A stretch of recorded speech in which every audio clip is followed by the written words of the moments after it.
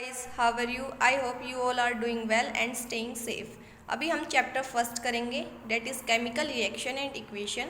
ये class 10th का chapter है, उसका नाम है chemical reaction and equation. First chapter है क्लास 10th का। तो सबसे पहले इसमें पढ़ेंगे हम रिएक्शंस के बारे में कि केमिकल रिएक्शंस क्या होती है, केमिकल इक्वेशंस क्या होती है, केमिकल रिएक्शंस बनती कैसे है, कि कोई चीज़ें हो रही है, कोई रिएक्शन हो रही है तो उसके पीछे का लॉजिक क्या है, कैसे बन रही है, वो सब चीज़ें हम पढ़ेंगे इस चैप्टर के अंदर। अब इसमें बोला है कि केमिकल रिएक्शन के अंदर हम देखेंगे, इसमें चेंजेस के बारे में बताया गया है सबसे पहले कि हम अपने सराउंडिंग में दो टाइप के चेंजेस को ऑब्जर्व करते हैं। पहला चेंज क्या है, फिजिकल चेंज। दूसरा चेंज क्या है, केमिकल चेंज। कि physical change and chemical change हमारे सराउंडिंग के अंदर हो रहा है, हम दो टाइप के चेंज को अपने सराउंडिंग में क्या कर रहे हैं, ऑब्जर्व कर रहे हैं। अब हम पढ़ेंगे फिजिकल चेंज और केमिकल चेंज होता क्या है, कि फिजिकल चेंज क्या होता है, केमिकल चेंज क्या होता है। फिजिकल चेंज मेनली क्या होता है, एक ऐसा प्रोसेस होता है जिसके अंदर जो सब्सटेंस होता है ना, वो अपनी फिजिकल अपीयरेंस के अंदर कोई चेंज नहीं लाता, अपनी फिजिकल अपीयरेंस के अंदर ही चेंज लाता है। उसकी जो बेसिक कंपोजिशन है, बेसिक कंपोजिशन का मतलब है कि कोई चीज़ कैसे बन रही है, वो किस चीज़ से बनी है, उसके अंदर कोई चेंज नहीं आएगा। लेकिन जो उसकी पहले स्टेट थी, वो स्टेट अब क्या हो जाएगी, चेंज। मतलब उसकी जो पहले अपीयरेंस थी वो अपीयरेंस नहीं होगी, अब दूसरी अपीयरेंस हो जाएगी। तो फिजिकल चेंज क्या होता है, एक ऐसा प्रोसेस होता है जिसके अंदर सब्सटेंस जो है अपनी फिजिकल अपीयरेंस को चेंज करता है, ना कि अपनी बेसिक कंपोजिशन को। उसे हम क्या बोलते हैं, फिजिकल चेंज बोलते हैं। फिजिकल चेंज के अंदर एग्जाम्पल दे रखा है कि melting of ice, boiling of water. देखो मेल्टिंग ऑफ आइस, पहले अब आइस जो है वो क्या हो गई, मेल्ट हो गई। आइस मेल्ट हो गई तो इसका मतलब क्या है कि जो आइस थी वो पहले क्या कैसी फॉर्म में थी, अपनी सॉलिड फॉर्म के अंदर थी। तो उसने अपनी अपीयरेंस को चेंज कर लिया, मेल्ट होने के बाद वो किस फॉर्म में आ गई, अपनी लिक्विड फॉर्म के अंदर आ गई। तो फिजिकल चेंज में क्या हुआ, अपीयरेंस का चेंज हुआ। इसके अंदर कोई भी न्यू सब्सटेंस फॉर्म नहीं होता है, तो न्यू सब्सटेंस फॉर्म नहीं होगा किसके अंदर, फिजिकल चेंज के अंदर। फिजिकल चेंज क्या होता है, फिजिकल अपीयरेंस के अंदर ही चेंज होना फिजिकल चेंज होता है। फिर आती है हमारे पास केमिकल चेंज। केमिकल चेंज क्या होता है, एक ऐसा प्रोसेस होता है जिसके अंदर नए सब्सटेंस बनते हैं और नई प्रॉपर्टीज़ बनती है, मतलब having properties and composition different from the original substance. कि जो न्यू सब्सटेंस बन रहे हैं उनकी जो प्रॉपर्टीज़ होगी वो जो पहले जो सब्सटेंस है उससे क्या होगी, डिफरेंट होगी। तो वो होती है केमिकल चेंजेस। तो केमिकल चेंज एक ऐसा प्रोसेस होता है जिसके अंदर जो न्यू सब्सटेंस फॉर्म होते हैं उनकी प्रॉपर्टीज़ डिफरेंट होती है जो ओरिजिनल सब्सटेंस है उन प्रॉपर्टीज़ से, उसको हम बोलते हैं केमिकल चेंजेस। तो फिजिकल चेंजेस और केमिकल चेंजेस दोनों समझ में आ गए। अब केमिकल चेंजेस के अंदर एग्जांपल जैसे बता रखा है कि बर्निंग ऑफ पेपर, कि अगर पेपर बर्न हो गया तो उसके अंदर क्या हुआ, अगर पेपर बर्न हो गया तो उसकी जो है एसिड बन गई। तो मतलब जो पेपर की प्रॉपर्टीज़ थी वो डिफरेंट थी, अब एस की प्रॉपर्टी क्या है, डिफरेंट है। तो ये क्या है, इसके अंदर क्या होता है, जैसे change of milk into curd, कि पहले मिल्क था फिर क्या बन गया, कर्ड बन गया। कि मिल्क की प्रॉपर्टी अलग होती है और कर्ड की प्रॉपर्टी अलग होती है। तो फिजिकल के अंदर सिर्फ फिजिकल अपीयरेंस में चेंज होता है, और केमिकल चेंज के अंदर तो कंपोजिशन, जो न्यू सब्सटेंस फॉर्म होता है उसकी प्रॉपर्टी पहले वाले सब्सटेंस से बिल्कुल डिफरेंट होती है।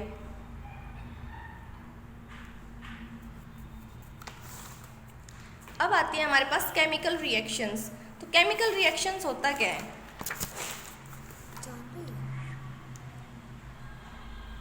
केमिकल रिएक्शंस क्या होता है, केमिकल रिएक्शंस का मतलब होता है chemical changes are also called chemical reactions. कि क्या क्या केमिकल चेंज हुए हैं उसको हम क्या बोलते हैं, केमिकल रिएक्शंस भी बोलते हैं। Chemical changes are also called chemical reactions. Chemical reaction का दूसरा नाम क्या है कि केमिकल चेंज। केमिकल चेंज का मतलब क्या है कि किसी केमिकल के अंदर कोई चेंज आना, वो क्या कहलाता है, हमारा केमिकल रिएक्शंस। कि केमिकल चेंजेस को ही हम क्या बोलते हैं, केमिकल रिएक्शंस। उसके बाद हमारे पास आता है रिएक्टेंट। इसके अंदर देखो रिएक्शन के अंदर दो चीज़ें बनती हैं, एक तो बनता है रिएक्टेंट, एक बनता है प्रोडक्ट। रिएक्टेंट क्या होता है, प्रोडक्ट क्या होता है। सबसे पहले तो देखो जो हमारे पास एग्जांपल है नीचे केमिकल इक्वेशन और वुड इक्वेशन के अंदर, ये Mg प्लस में O2। तो ये जो Mg प्लस में O2 है जिसने रिएक्शन में पार्ट ले रखा है और इसने हमें ये न्यू सब्सटेंस बना के दिया है, तो जो ये रिएक्शन में पार्ट लेता है उसे रिएक्टेंट, और जो न्यू सब्सटेंस फॉर्म करता है उसको क्या बोलते हैं हम, प्रोडक्ट बोलते हैं। तो रिएक्टेंट क्या होता है, प्रोडक्ट क्या होता है? The substance that take part in the reaction, कि जो ऐसे सब्सटेंस जो रिएक्शन के अंदर पार्ट लेते हैं मतलब जिससे रिएक्शंस बनती है। कोई दो चीज़ें मिलकर ही तो रिएक्शंस कराएंगी, तो दो चीज़ें जो मिलकर बनती है जिससे, वो क्या होता है हमारा रिएक्टेंट, और जिससे न्यू सब्सटेंस फॉर्म होता है उसे क्या बोलते हैं हम, प्रोडक्ट बोलते हैं। तो न्यू सब्सटेंस जो फॉर्म हुआ उसे प्रोडक्ट बोलेंगे, और जिस सब्सटेंस ने रिएक्शंस को न्यू सब्सटेंस फॉर्म करने में हेल्प की उनको क्या बोलते हैं, हम रिएक्टेंट बोलते हैं। तो रिएक्टेंट क्या होता है और प्रोडक्ट क्या होता है हमें पता चल गया। उसको क्या बोलते हैं हम, रिएक्टेंट और प्रोडक्ट बोलते हैं। अब हमारे पास न्यू आता है केमिकल इक्वेशन। तो केमिकल इक्वेशन का अनदर नेम दे रखा है यहाँ पे कि केमिकल इक्वेशन का दूसरा नाम क्या है। केमिकल इक्वेशन का दूसरा नाम वर्ड इक्वेशन भी होता है। वर्ड इक्वेशन का मतलब क्या होता है, हम किसी चीज़ को पूरा ना लिख के उसको सिंबल्स की फॉर्म में रिप्रेजेंट करें, सिंबॉलिक रिप्रेजेंटेशन दे, सिंबॉलिक नोटेशन दे, उसे हम क्या बोलते हैं, वर्ड इक्वेशंस बोलते हैं। जैसे कि यह chemical equation is a symbolic notation, कि केमिकल इक्वेशन क्या है, एक सिंबॉलिक नोटेशन है that uses symbol and formula instead of words, कि वर्ड्स की जगह हम क्या यूज़ करते हैं, सिंबॉलिक नोटेशंस का यूज़ करते हैं, सिंबल्स का यूज़ करते हैं, वर्ड्स का यूज़ नहीं करते। अब जैसे मैग्नीशियम प्लस ऑक्सीजन है, तो यहाँ पर हमने मैग्नीशियम और ऑक्सीजन को कैसे रिप्रेजेंट किया है, उनके सिंबल्स की फॉर्म में, ना कि हमने उसको लिखा है। तो सिंबॉलिक रिप्रेजेंटेशन को ही हम क्या बोलेंगे, उसको वर्ड इक्वेशन बोलेंगे या केमिकल इक्वेशन बोलेंगे। यहाँ पर फर्स्ट टाइप दे रखा है, केमिकल इक्वेशन के अंदर टाइप आते हैं। तो फर्स्ट टाइप क्या आता है, फर्स्ट टाइप आता है हमारे पास स्केलेटल इक्वेशन। स्केलेटल इक्वेशन मतलब क्या होता है कि अगर टोटल मास है वो बैलेंस नहीं है दोनों साइड में, तो वो क्या होगी, हमारे पास स्केलेटल इक्वेशन होगी। कि टोटल मास क्या होता है कि दोनों तरफ अगर इक्वेशन बैलेंस नहीं है तो वो क्या होगी, skeletal equation. If the total mass is not balanced और same on both side, means equation अगर बैलेंस नहीं है तो उसको क्या बोलेंगे हम, स्केलेटल इक्वेशन। और दूसरा इक्वेशन का नाम है बैलेंस्ड इक्वेशन। तो बैलेंस्ड इक्वेशन क्या होती है कि जिसके अंदर जो मास है वो दोनों साइड क्या होना चाहिए, बराबर होना चाहिए।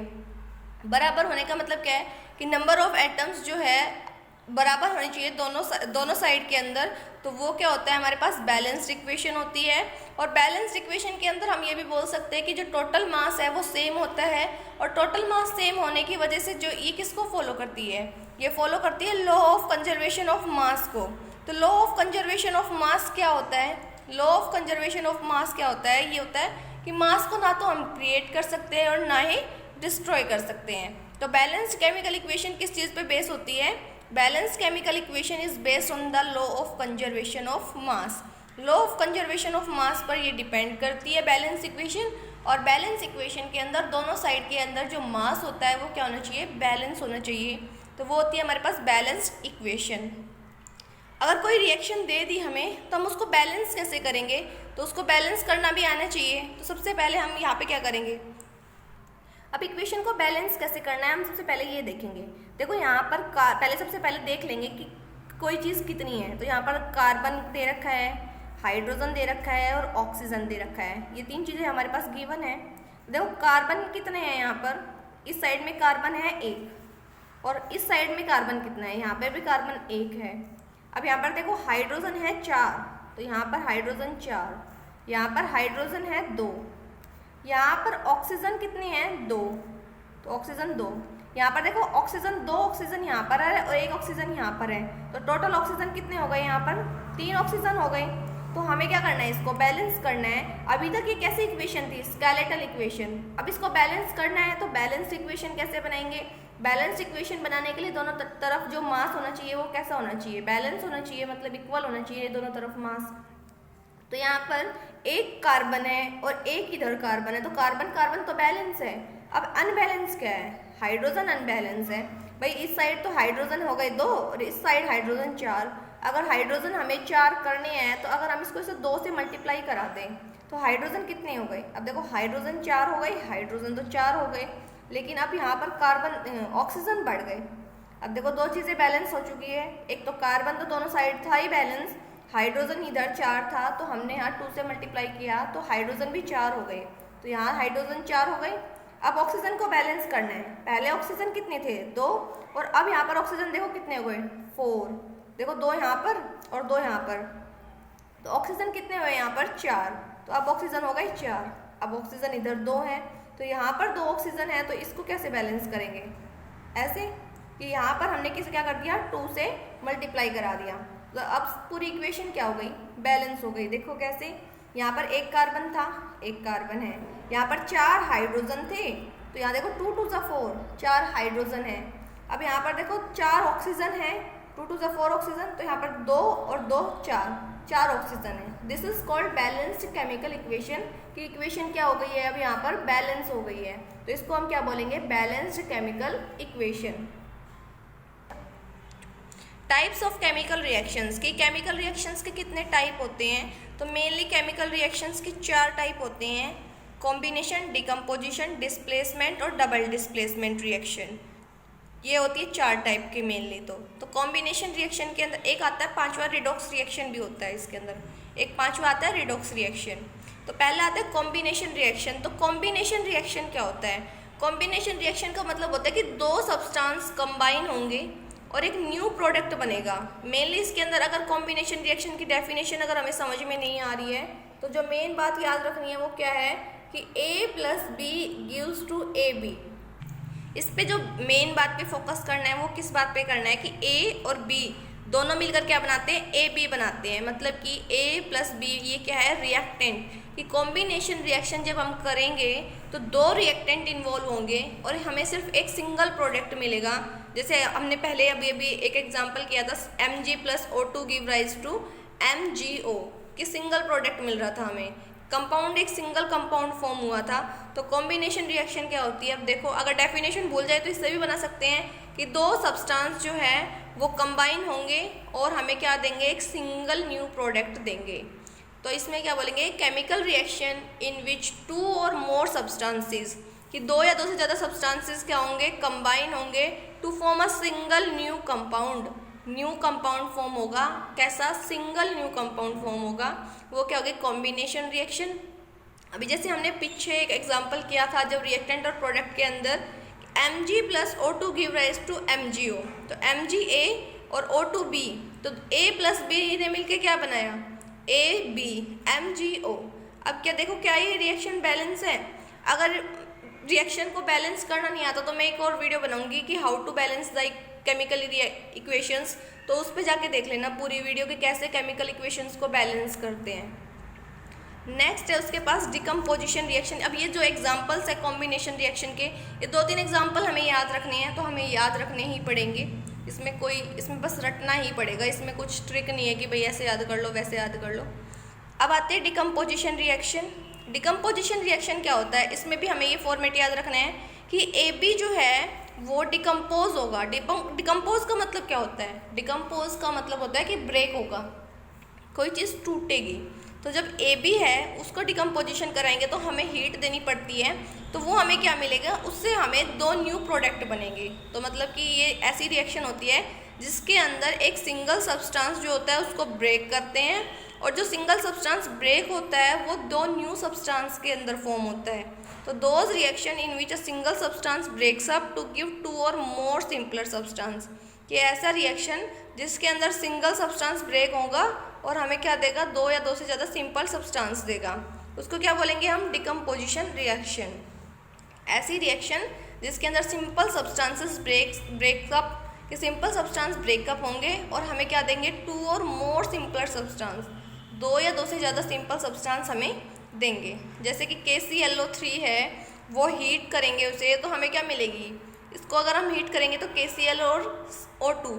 इसमें जो मेन एग्जांपल है 2 याद रखने के वो नीचे वाले हैं, CaCO3, ये हमें हीट करेंगे इसको तो हमें CaO+ में CO2 मिलेगा, ये कैल्शियम कार्बोनेट है। और इसको अगर हम हीट करते हैं तो क्या मिलेगा हमें, कैल्शियम ऑक्साइड प्लस में कार्बन डाइऑक्साइड गैस मिलेगी। ऐसे ही H2O वाटर को अगर हम ब्रेक करेंगे तो H2 + O2 मिलेगा। तो ये 2 एग्जांपल को याद रख लो डिकम्पोजिशन रिएक्शन के अंदर, कि एक सिंगल सब्सटेंस को ब्रेक करेंगे तो हमें 2 या 2 से ज़्यादा सब्सटेंस मिलेंगे। अब हमारे पास आती है डिस्प्लेसमेंट रिएक्शन। डिस्प्लेसमेंट रिएक्शन क्या होती है, एक ऐसी रिएक्शन होती है जिसके अंदर एटम और एक group of atom of compound displace. देखो डिस्प्लेस का मतलब क्या होता है, डिस्प्लेसमेंट का मतलब होता है, डिस्प्लेस मतलब होता है किसी चीज़ को रिप्लेस करना, किसी दूसरी चीज़ से। और हमने प्रीवियस चैप्टर जो पढ़ा था कार्बन एंड इट्स कंपाउंड, उसमें भी हमने कोई चीज़ रिप्लेसिंग वर्ड पढ़ा था। रिप्लेसिंग वर्ड हमने किस में पढ़ा था? वो पढ़ा था हमने सब्स्टिट्यूशन रिएक्शन में। सब्स्टिट्यूशन रिएक्शन में भी एक एलिमेंट को रिप्लेस किया जाता था दूसरे एलिमेंट से, या एक कंपाउंड को, एक एटम को रिप्लेस किया जाता था दूसरे एटम से। ऐसे ही डिस्प्लेसमेंट रिएक्शन के अंदर क्या होता है? ऐसी रिएक्शन होती है जिसके अंदर एक एटम और एक group of atom of compound is replaced by another atom, कि एक ग्रुप ऑफ एटम और कंपाउंड जो है वो क्या होगा? रिप्लेस होगा दूसरे एटम से। उसे हम बोलेंगे सिंगल डिस्प्लेसमेंट। देखो displacement reaction is of two type दे रखी है यहाँ पर, single displacement and double displacement. Single displacement में के अंदर सिर्फ या तो एक कंपाउंड का डिस्प्लेसमेंट होगा या फिर सिर्फ एक एटम का डिस्प्लेसमेंट होगा। तो इसके अंदर देखो A प्लस बी सी, तो इसके अंदर फॉर्मेशन क्या होगी? A plus B C give rise to B plus A C. ये डिस्प्लेसमेंट रिएक्शन की फॉर्मेशन है कि एक ऐसी रिएक्शन होती है जिसके अंदर रिप्लेसमेंट होती है। रिप्लेसमेंट किसकी होती है? एक एटम की होती है। किसके साथ होती है? दूसरे एटम के साथ होती है। उसको क्या बोलते हैं? Single displacement reaction. अभी हमने पढ़ा था डिस्प्लेसमेंट रिएक्शन। तो डिस्प्लेसमेंट रिएक्शन कोई चीज़ किसको डिस्प्लेस करेगी, कौन सा एटम किसको डिस्प्लेस करेगा, कौन सा एलिमेंट किसको डिस्प्लेस करेगा? जो हायर होगा रिएक्टिविटी सीरीज के अंदर वही। तो अब क्या है कि अगर हम चाहे सोडियम को अगर हम पोटेशियम से रिप्लेस करना चाहे तो नहीं हो पाएगा। पोटेशियम की जगह सोडियम आ सकता है, लेकिन हम ऐसा तो नहीं कर सकते ना कि हायर रिएक्टिव सीरीज जो है वो ही तो सिर्फ रिप्लेस कर पाएगी। लोअर रिएक्टिविटी सीरीज हायर वाले को कैसे रिप्लेस करेगी? तो जितना जितना हम डाउन में जाएंगे उतना ही ज़्यादा क्या होगा? जो रिएक्टिविटी सीरीज़ का ऑर्डर है वो डिक्रीज होता जाएगा। इसको याद करने का तरीका भी लिख रखा है मैंने, तो याद कर लेना, ये इजीली लर्न हो जाएगी और बहुत ही हेल्पफुल रहेगी इस वाली रिएक्शन के अंदर। तो मेनली कि कोई चीज़ किससे रिप्लेस करनी है, किससे रिप्लेस नहीं करनी। एक बात ध्यान रखनी है कि जब भी हम नीचे की तरफ आएंगे, नीचे की तरफ in the sense down the group आएंगे, तो जब डाउन द ग्रुप आएंगे तो जो रिएक्टिविटी सीरीज़ है वो क्या होगी? डिक्रीज होगी।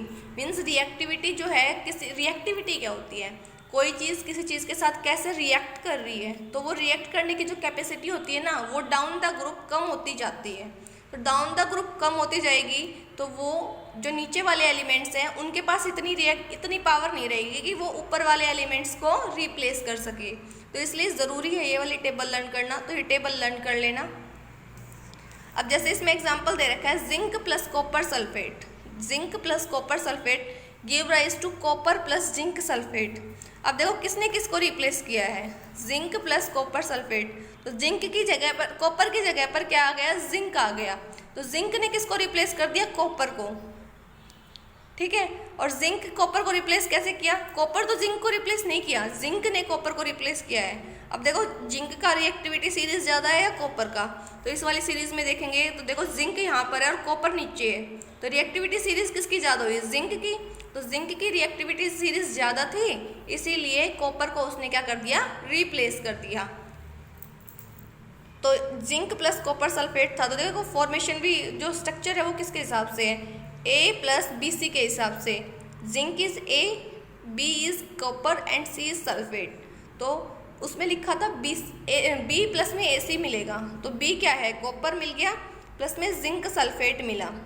ऐसे देखो क्लोरीन प्लस में KBr है, तो हमें क्या मिला है? KCl प्लस में Br2 मिला। तो देखो किसने किसको रिप्लेस किया कि Br की जगह पर क्या आ गया? Cl आ गया। क्यों? क्योंकि Br जो है वो ज़्यादा रिएक्टिव क्या है? अब इसमें Br का तो दे नहीं रखा, तो Br ज़्यादा रिएक्टिव है as compare to Cl। Sorry, Cl ज़्यादा रिएक्टिव है एज़ कम्पेयर टू Br। तो इसमें भी देखो सेम वो हुई है वैसे तो, A और B और C। तो हमारे पास बना क्या है? B एज इट इज़ आएगा और AC हमें मिल जाएगा। अब इसके बाद आती है double displacement reaction. Double displacement reaction क्या होती है? डबल डिस्प्लेसमेंट मतलब देखो इसमें भी नाम तो है डिस्प्लेसमेंट होगी, लेकिन अब दो एटम्स की, दो कंपाउंड की डिस्प्लेसमेंट होगी। पहले हमने पढ़ा था डिस्प्लेसमेंट, सिंगल डिस्प्लेसमेंट, तो एक एक एटम का डिस्प्लेसमेंट हो रहा था। अब डबल डिस्प्लेसमेंट पढ़ रहे हैं तो दो दो एटम का डिस्प्लेसमेंट होगा।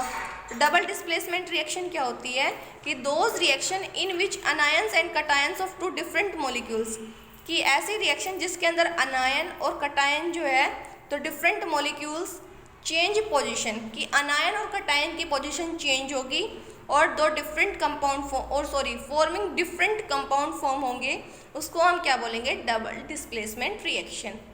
डबल डिस्प्लेसमेंट रिएक्शन में क्या होगा कि ऐसी रिएक्शन जिसके अंदर anion and cation of two different molecule, कि दो डिफरेंट मॉलिक्यूल्स फॉर्म होंगे अनायन और कटायन, उनकी पोजीशन चेंज होगी और न्यू कंपाउंड फॉर्म होगा, दो एटम का डिस्प्लेसमेंट होगा, that is called double displacement reaction. इसके अंदर भी जो इसकी स्ट्रक्चर है वो याद रखनी है हमें डबल डिस्प्लेसमेंट रिएक्शन की।